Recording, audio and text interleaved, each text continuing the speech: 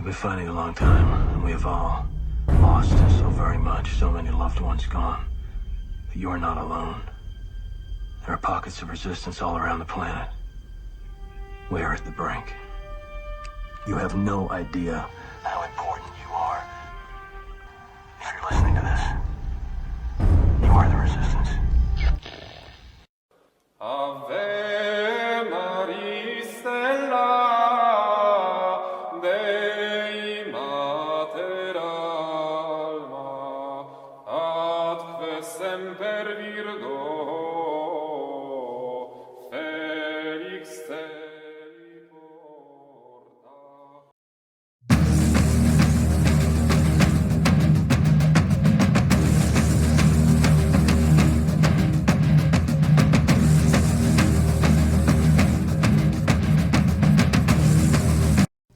Since James has put out this video today, I want to put out just a little bit, a portion of his podcast. I'll link it in the show notes.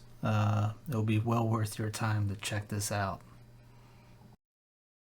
How that biosecurity state will be used as a stepping stone towards what is being envisioned and even openly touted as the extinction of Homo sapiens, the end of humanity. I am not being hyperbolic. I do not make hyperbolic, hyperventilating statements of that sort without specific documents to back them up. So today, we're going to be exploring this part of the agenda, which, you'll forgive me for thinking, is perhaps the most important thing that we as human beings could possibly be concentrating on at this moment of crisis. I know that it is very tempting to get sucked into the various arguments that are going on right now with regards to various aspects of this health scare that is being used to bring about all of this longer-term plan. But I think we have to have an understanding of the longer-term plan, who is helping to forward it, and what its end goals are, in order to even begin to enter the playing field, the battle space of this war, the war for the future of the human species. Once again, this is not hyperbolic. This is a plain statement of fact, which we will get into today.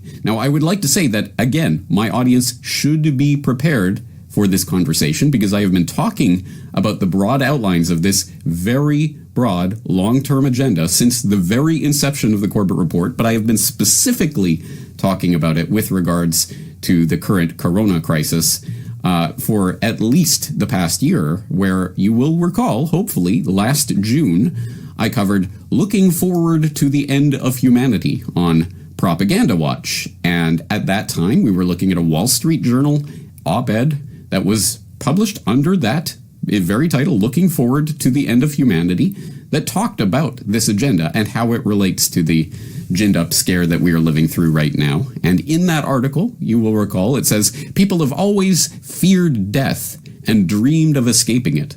But until now, that hope has been formulated in religious terms.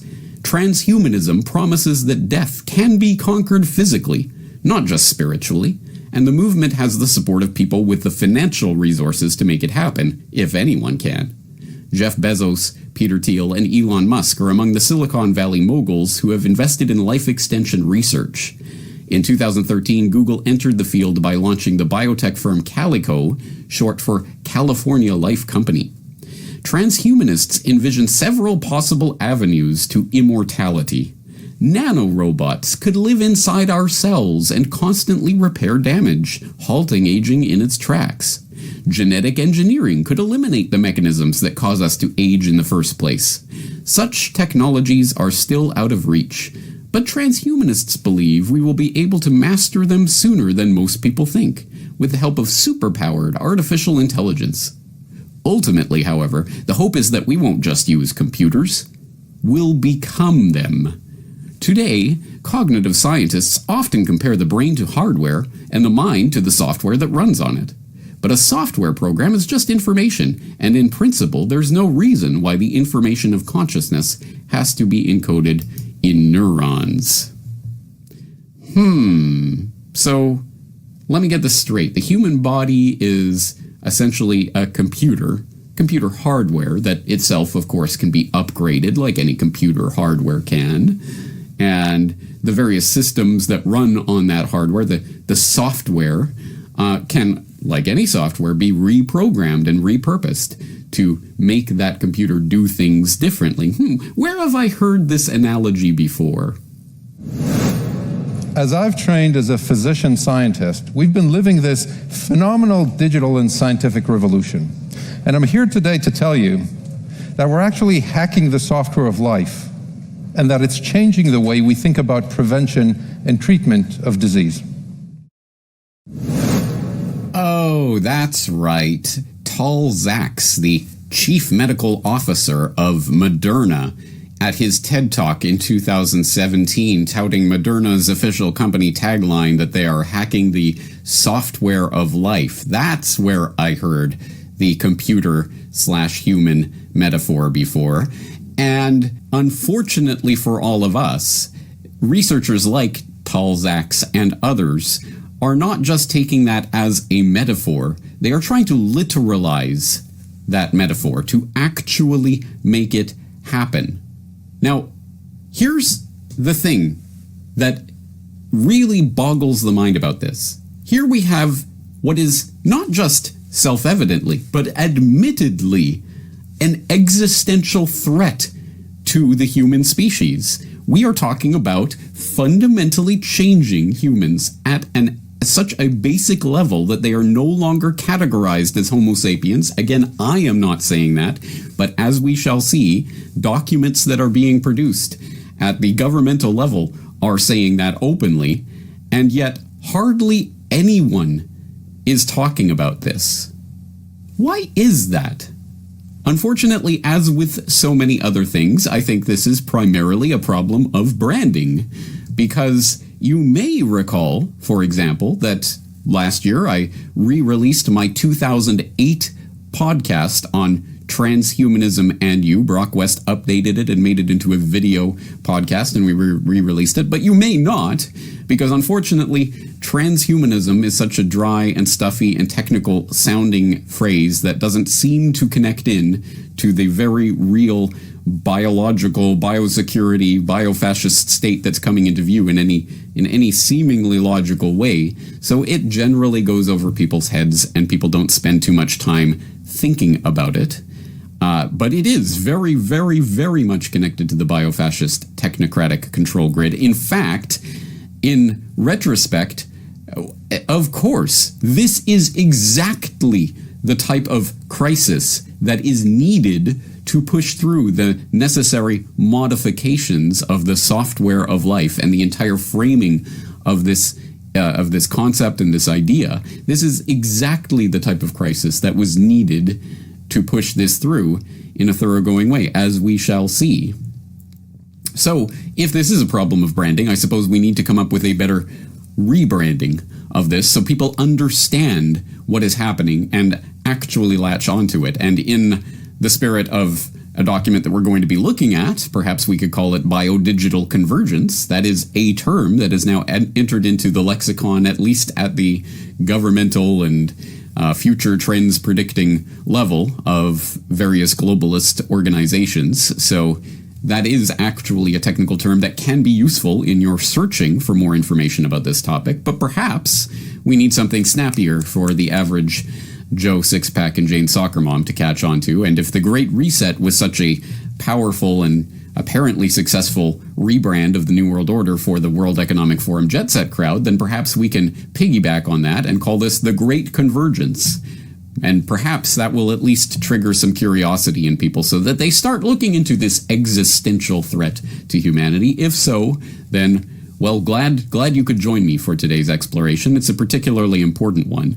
And if you are not familiar with the term of biodigital convergence, then I would wholeheartedly suggest you check into some of my recent work on this topic, where I've been talking about an important document called Exploring Biodigital Convergence by a Government of Canada affiliated institution called Policy Horizons Canada. And I've talked about this a couple of times. I've mentioned it in several interviews now, and I have most notably covered it in my article on the subject. Biodigital convergence bombshell document reveals the true agenda. So I will direct your attention there if you haven't yet read that exploration. And so, yeah, I'll get into my section I did a couple weeks ago for Clown Planet, which we get into that document. I read from his newsletter and then read a little bit more than he does in the document. I read the whole thing that from the day-to-day thing. So just for sake of time, he didn't. So I will. So I'll include that next. This is from James Corbett the other day. Biodigital convergence. Bombshell document reveals the true agenda. James Ryan. By the way, he writes these for free if you go to his website, Corbett.com, CorbettReport.com. If you have not read Exploring Biodigital Convergence, which I have linked right here, yet I suggest you stop what you're doing and read it now. Seriously, I'll wait. And now that you're back, I'm going to agree that I'm sure you agree with me that this is important stuff. Are you ready to talk about it? Let's dig in. Let's see. First thing to reveal the document is the official Government of Canada publication. More specifically, it's from the Policy Horizons Canada, which describes itself as a federal government organization that conducts foresight. Clear as mud. Where apparently their mandate is, quote, to help the Government of Canada develop future-oriented policy and programs that are robust and resilient in the face of disruptive change on the horizon. And they are a government foresight center, complete with chief futurist and a team of foresight analysts who work in the Government of Canada's first innovation lab, produce regular meta scans on topics of interest to the government, including behavior insights and experimentation. That sounds like a lot of federal bureaucratic gobbledygook designed to obfuscate the fact that this is just a government think tank that talks about future trends and developments. Then don't worry. The second thing you'll notice about this document is the smirking face of Christel van der Elst. Anyway, it's her here, this lady, who we are told Director General of Policy Horizons Canada and the erstwhile author of the documents forward. 3 seconds of searching will reveal that she is the former head of strategic foresight at, you guessed it, the World Economic Forum. Whose globalist bingo card is almost as impressive as Dr. Leanne Wayne's. In addition to being intimate with the Davos crowd, she also a Fulbright scholar who went to Yale. Inside this Aurora Rehab Medical Center. Let me see if I can find We'll eventually get to them. In the coming years, biodigital technologies could be woven into our lives as a way of digital technologies are now.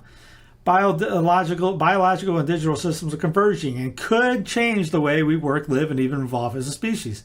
More than a technological change, this biodigital convergence may transform the way we understand ourselves and cause us to redefine what we consider human or natural. Hold on.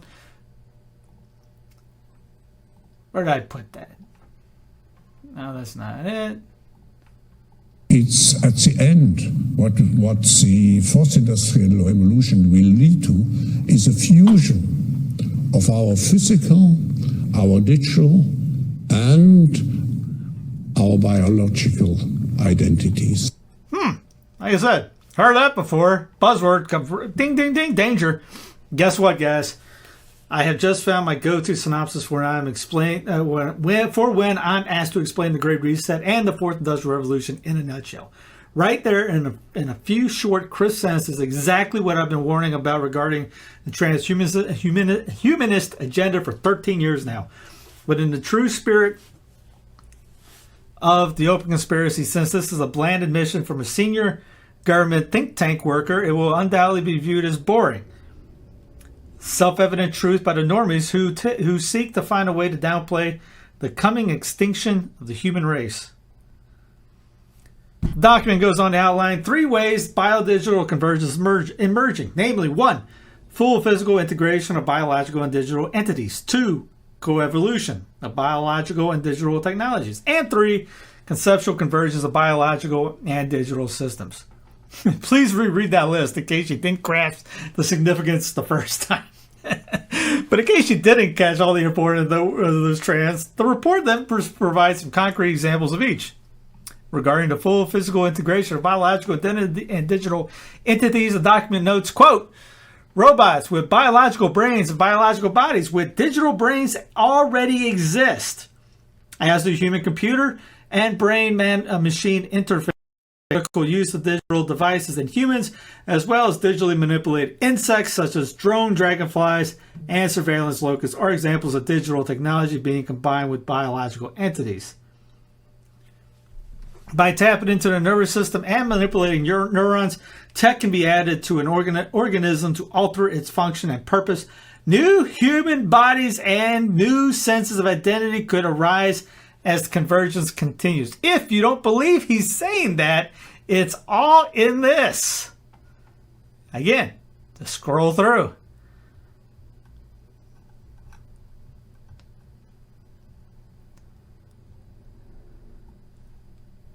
That's where he wrote from. This is coevolution here. Let's see. Regard to coevolution. We are told that there is a blurring between what is considered natural or organic and what is digital engineered or synthetic.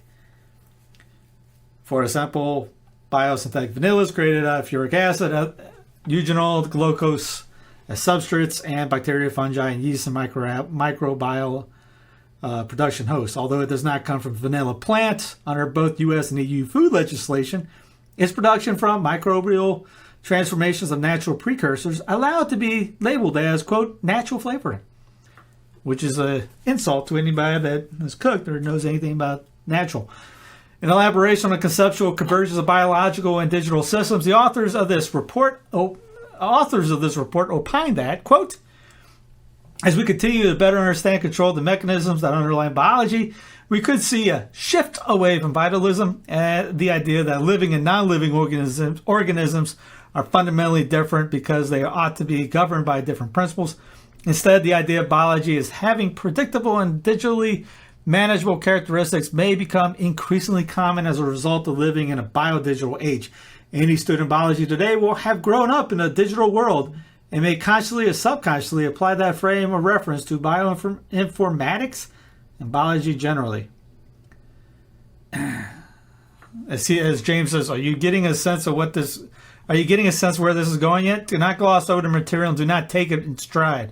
A government think tank is openly talking about the blurring of lines between biological and digital systems, between living and non-living organisms, and how this could lead to new human bodies and new sense of human identity. The transhumanist plan to affect the extinction of Homo sapiens is calmly being discussed and dissected as if it's just another technological breakthrough by scientific buffins. Buffins. But wait, it gets more insane. Next, we're treated to some cyberpunk fan fiction by the frustrated sci-fi writer wannabes of Policy Horizons Canada. In a bizarre narrative entitled Good Morning Biodigital, we are guided through the typical day of life of an average post-human in this biodigital nightmare state. Here's a representative passage. Go ahead and see if I can find that real quick for you. Good morning, biodigital. Let's see, what is it? That's how long it goes. Yeah, let's go ahead and read the whole thing on it. I wake up in the sunlight and salty coastal air of the Adriatic Sea. I don't live anywhere near the Mediterranean, but my AI, which is also my health advisor, has prescribed a specific air quantity, scent, and solar intensity to manage my energy levels in the morning, and has programmed my bedroom to mimic this climate. The fresh bed sheets grown in my building from re-engineering fungi are better than I imagined. I feel rested and ready for the day. I need to check a few things before I get up. I send a brain message to open the app that controls my insulin levels and make sure my pancreas is optimally supported. Wait, a brain message.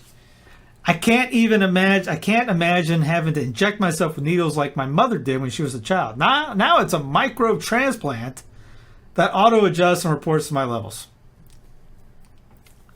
Microchip.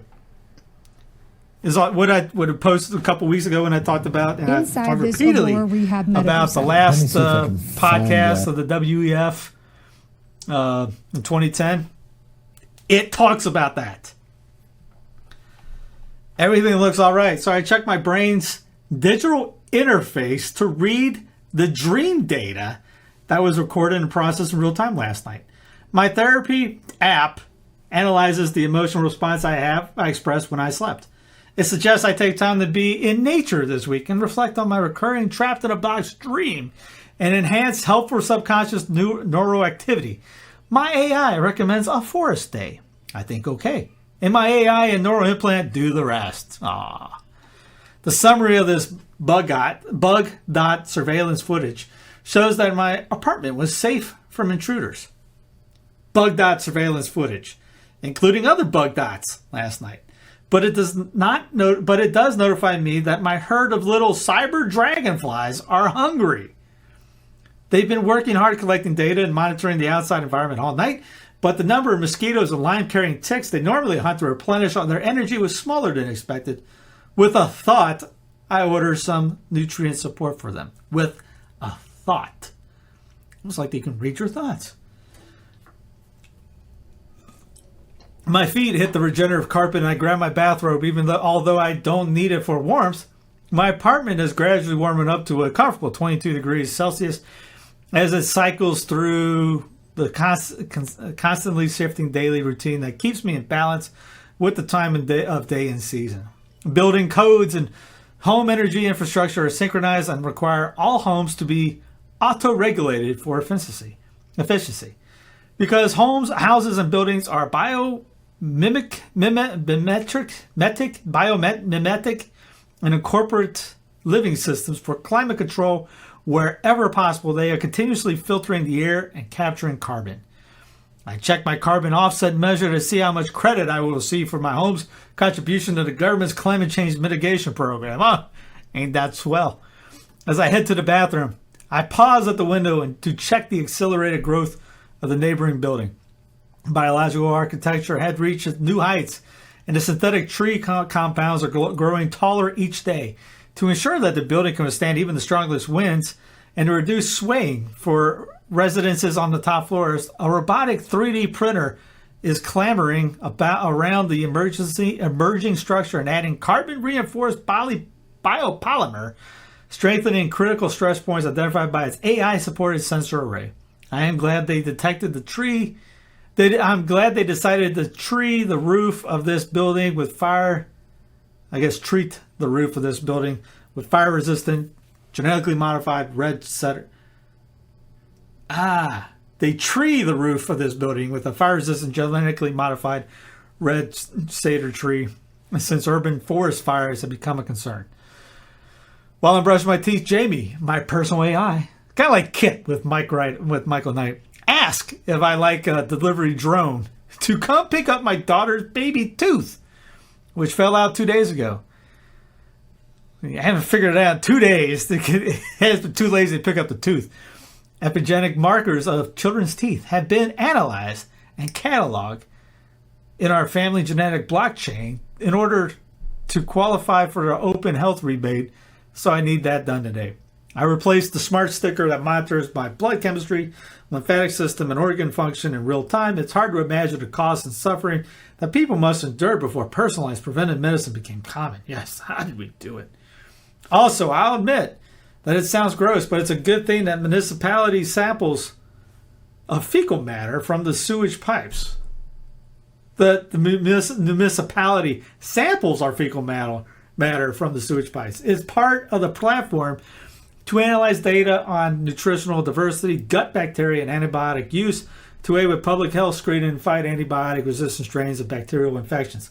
Supposedly, the next download for my smart sink will allow me to choose a personalized biotic mix for my dechlorinated drinking water.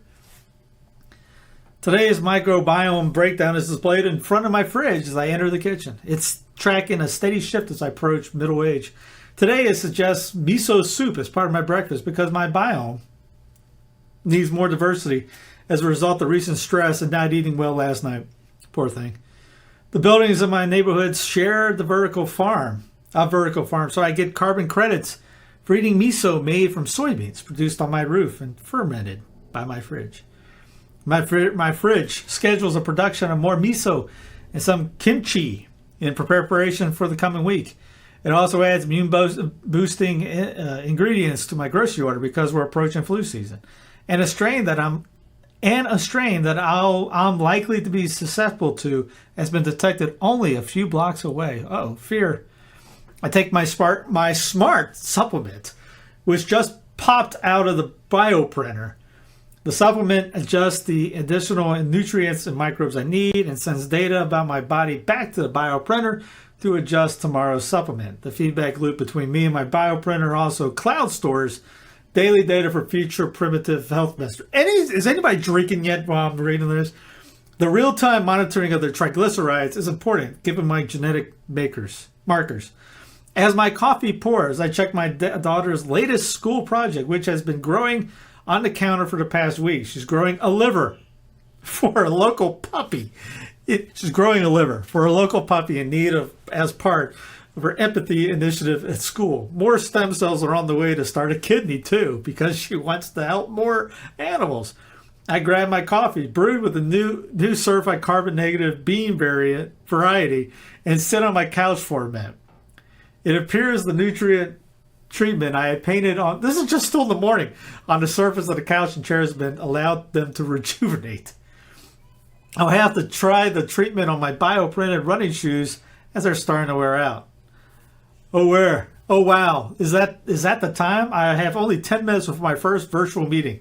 I tighten my belt in my skeletal muscular strength chair, lean back and log on to my workspace. First, I get a debrief from colleagues finishing their workday on the other side of the world. I shiver momentarily as I think about how intimately we're all connected in this digital biosphere. Then it passes. Let the day begin. Inside this Aurora Rehab Medical Center. Let me see if I can. So there it is. This story, they say, may sound far-fetched. However, all the technologies mentioned exist in some form today. Everything you just got done hearing, they say, exist in some form today. While they are not yet commercially available in the form presented here, a world where we take the interaction between biological and digital technologies is for granted is already starting to emerge. While this is a representation of technologies that could be part of the biodigital world, it does not represent the only plausible future. Rather, it is an imaginative vignette outlining whatever that is. Radical shifts that could take place within an optimistic biodigital future. Varying levels of access, adoption, and alternative realities could exist. Of what the fourth industrial revolution will lead to is a fusion of our physical, our digital, and our biological identities. Hope you're paying attention. Let's see. What new capabilities are open up? Next, on display, textual whiplash. Typical of these report by committee document are brought back to the question: what new capabilities arise from biodigital convergence? This time, information is presented to us in the form of a table that lists what new capabilities are opening to, new ways to monitor, manage, influence body's functions, as well as predict, diagnose, and treat disease. What combination of biological and digital technologies allow this? Gene sequencing entire samples helps us understand complex environments such as human microbiome.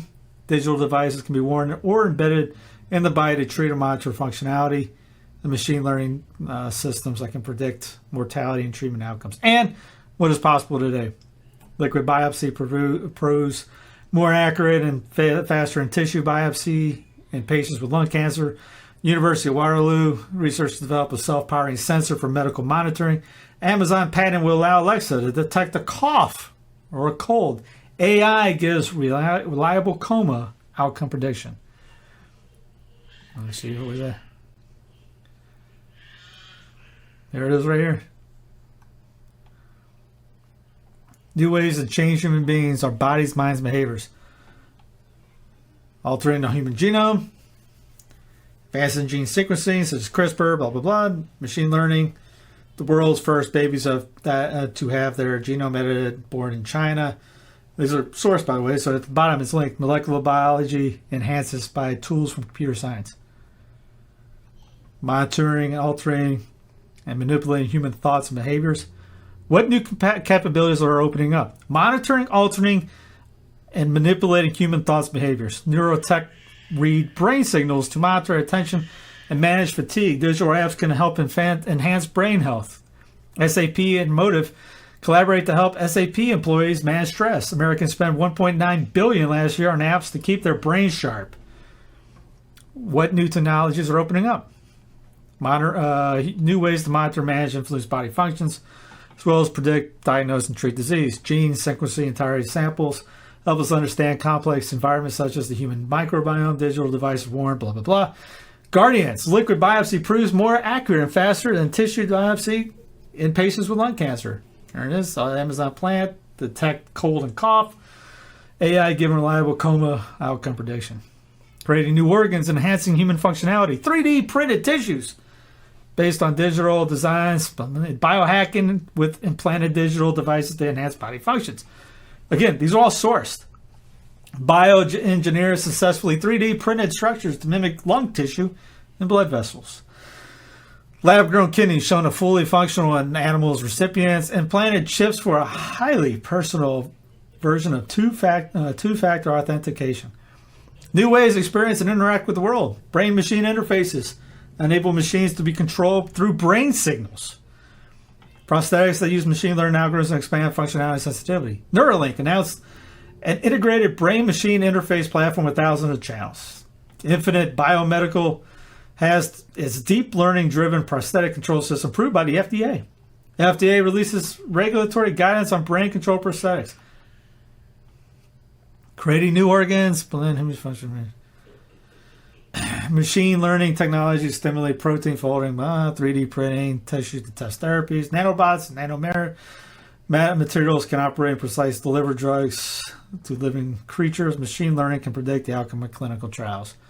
AI protein folding algorithms solve structures faster than ever. New Zealand scientist Shalani bioprints tumor cells, hoping to grow tumors to see what treatments work best. Tiny robots crawl through mouse's stomach to heal ulcers. Again, this was cited. MIT researchers apply AI tech to predict clinical trial outcomes.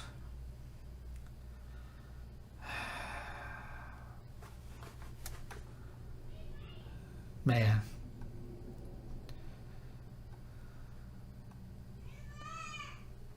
Change and eradicate entire species. They're doing that to modify mosquitoes. Yeah. Altering the natural environment scale. Predicting and managing spread of organisms.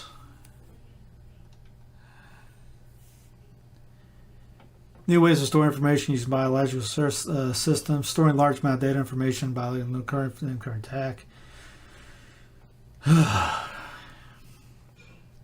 Turning organisms into biocomputers. Using biological organisms and attributes to perform computation. CRISPR used to build dual-core computers inside human cells.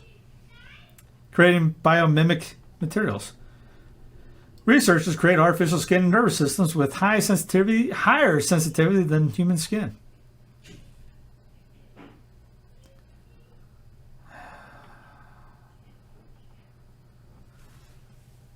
Clean meat. Inside this Aurora Rehab Medical. Yeah, apparently we're winning. Finally, we'll just go skip through because the rest, it's just horrible. Finally, the document goes on to explore the policy implementation of these technologies. I'm sure you can pick up the gems in this section yourself, but my favorites include a neurotech nightmare scenario that they paint on their sidebar on the future ain't what it used to be, which observant readers will note is eerily similar to the carrot rewards Canadian social credit precursor I talked about in these pages 4 years ago. Now, there are many, many things that need to be said about this document. Let's boil down to a few takeaways. First, let me go ahead and see future what it used to be. What are some questions? There it is. Future isn't what it used to be. He's talking about the neurotech nightmare. A leading Canadian supermarket is having a bad year. It's been embroiled in a scandal over several features of its loyalty program. The Your Choice program offers special discounts and preemptive ordering if you allow it full access to your digital twin, essentially giving it full access to your life and activity. A leaked internal report suggests this data is being used in conjunction with intrusive neural technologies to encourage members into consuming more. At the center of the scandal is the fact that the supermarket is essentially selling across the minds of Your Choice members, outsourcing targeted consumers manipulation on a massive scale. Let's see. Food, radical life extension.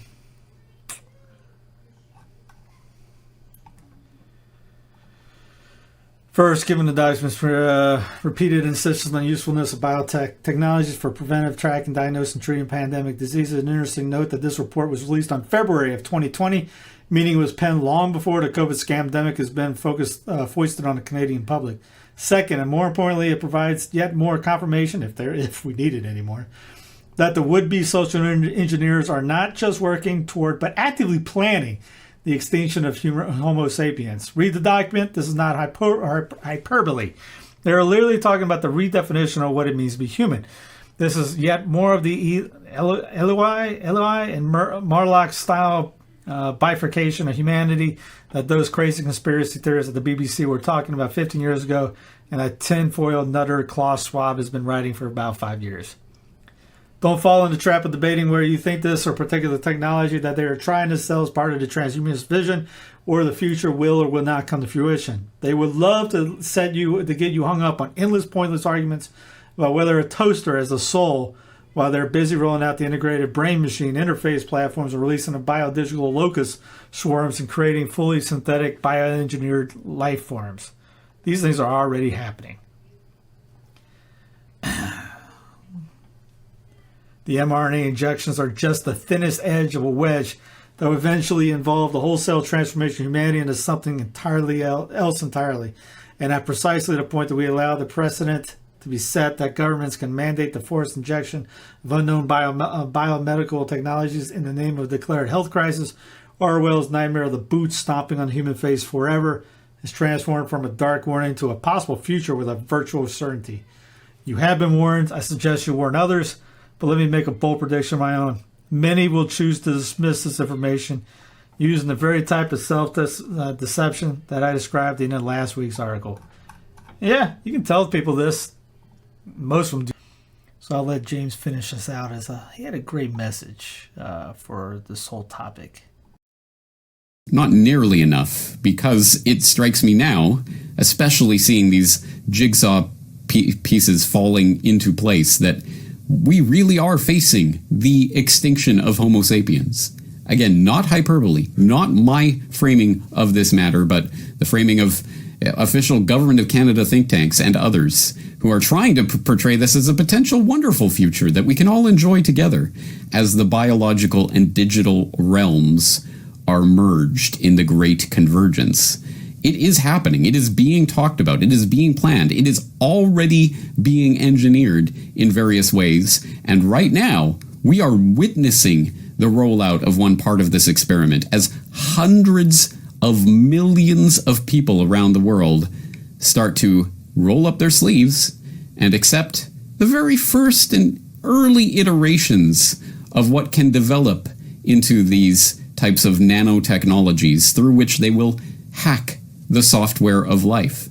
Again, if you can think of a more important topic to be concerned about in the long term, I'd be interested to hear it, but I think this really eclipses whatever flashy political story happens to be crossing through the news wires. And if you agree with me, I hope you will go to corbettreport.com/convergence, where you will find the show notes for this episode, including, of course, all of the documents that I've talked about today, the videos that we've played, etc., so that you can start at least using this as the baseline and branching out from there, finding out more, seeing some of these researchers, what is being developed, how they are rolling it out. I think it is extremely important.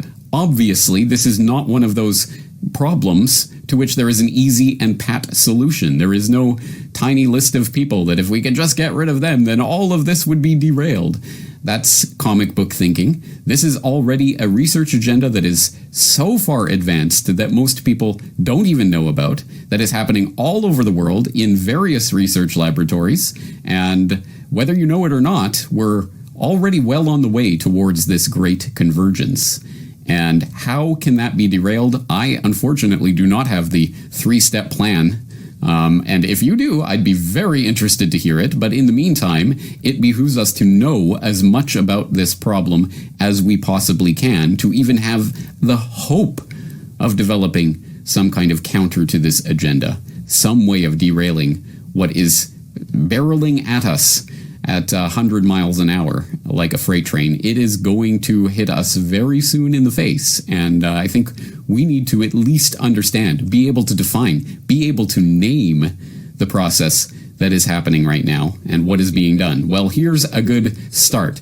The Great Convergence. This is a term that is being used to describe what is happening right now, and I'd say, well, it's in our best interest to know a little bit more about it. So, as you can imagine, I am going to be spending more time on this topic in the future, and I hope that you'll be part of that process, again, digging up information about these researchers and what they are working on. Obviously, the answer is the church and consecration of Russia to the Immaculate Heart. That ends all this. Probably not going to happen, so buckle down. I basically wanted to get this information out there because it's not being talked about. I don't think anybody in the Catholic world is even acknowledging this even has happened. We brought it up on the rundown. That's really about it. If anybody has heard anything else, feel free to let me know. If I'm wrong, I'll tell everybody, hey, I'm wrong on that. I don't think anybody's talking about this. So the more info, the better. The more people hearing about it, the better. Anyway, God love you.